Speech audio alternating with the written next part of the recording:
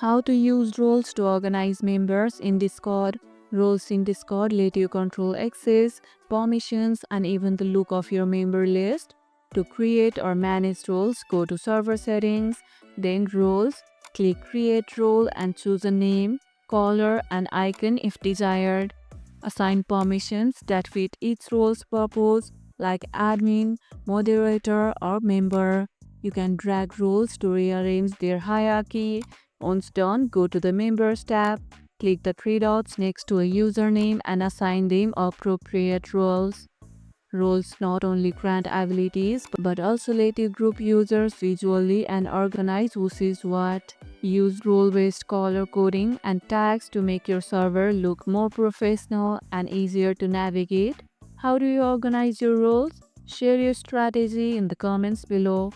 Roles are one of the most versatile tools for managing your server and building community structure. And if this video helped, hit the like button, share it, subscribe, and leave a comment. Thanks for watching, and I'll see you in the next one.